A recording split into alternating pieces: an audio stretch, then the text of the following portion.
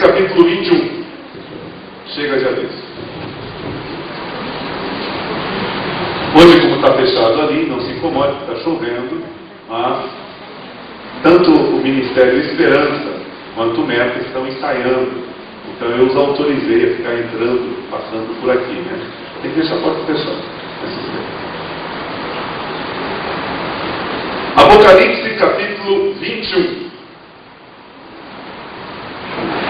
Do versículo 1 até o versículo 7. Apocalipse 21, versículos 1 a 7.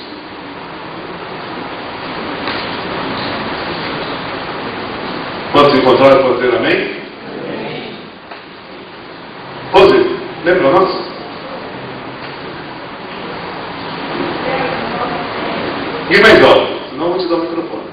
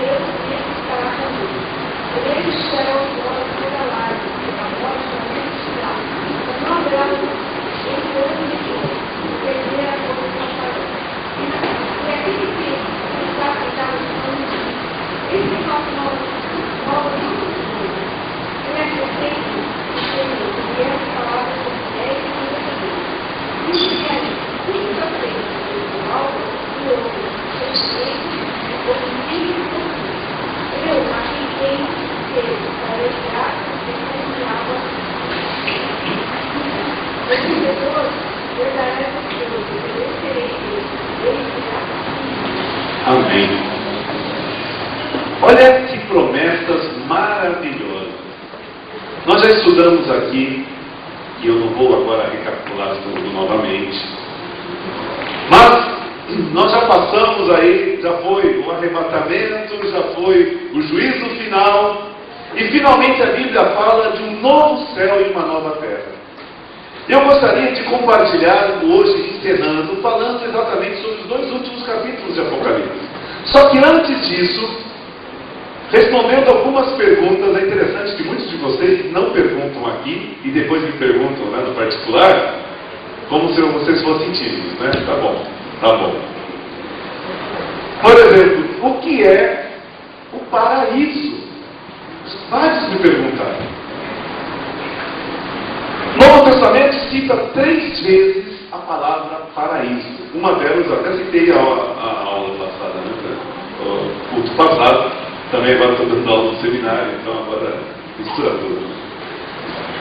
E fala quando Jesus está na cruz. Hoje mesmo estarás comigo. Também o apóstolo Paulo fala sobre o paraíso, daqui a pouco nós vamos citar o texto de Paulo. Mas o que nós entendemos e o que é biblicamente comprovado, o que é o paraíso hoje? É o estado intermediário do crente. Antes do julgamento, aqueles que morrem com Jesus, morrem salvos, aonde eles ficam? No paraíso.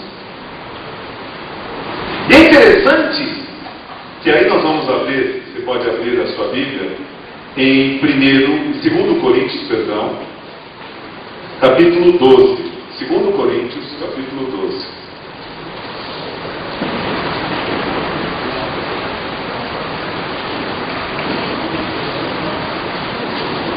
Versículos 2, 3 e 4. 2 Coríntios, capítulo 12, versículos 2, 3 e 4. Paulo está falando de uma visão que ele teve, só que para não se gloriar, ele diz que, olha, conheço um homem, está falando de outra pessoa, como se fosse de outra pessoa, mas ele está falando dele próprio. Ele diz assim: conheço um homem que há 14 anos foi arrebatado até o 3º céu. Aqui já começa a nossa cabeça a pirar, né? Se tem 3º céu, significa o quê? Tem o primeiro e o segundo. E se tem o primeiro, e segundo e terceiro, pode ter o quarto, quinto, sexto e sétimo. Né? Então, se for no corpo ou fora do corpo, eu não sei, Deus o sabe. E sei que tal homem, se no corpo ou fora do corpo, não sei, ó, aqui se entrega, né? Se entrega, foi ele. Deus o sabe. Foi arrebatado aonde? Ao paraíso.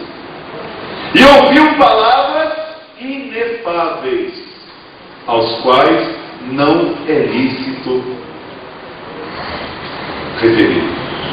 Significa o quê? Palavras que ele não conseguia sequer entender.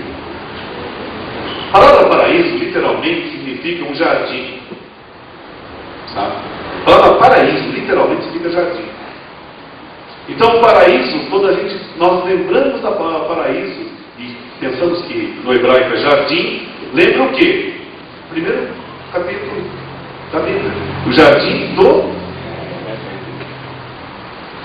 Ou seja, Paulo está falando que Deus deu uma oportunidade para ele conhecer um pouco do paraíso.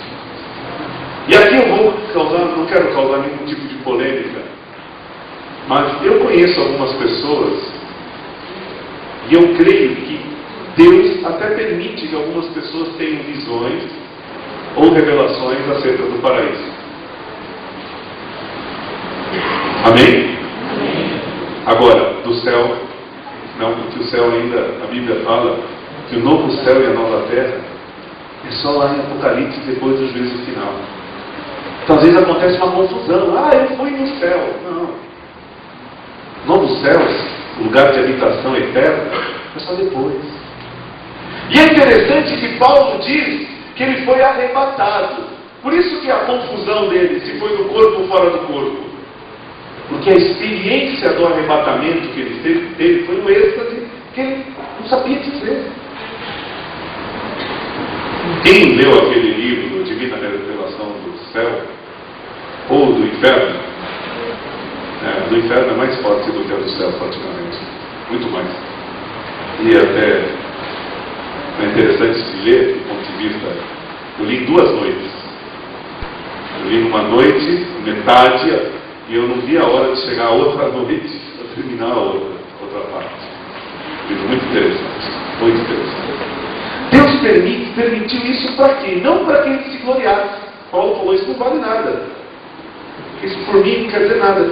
Significa que Deus permitiu que Paulo experimentasse um pouquinho.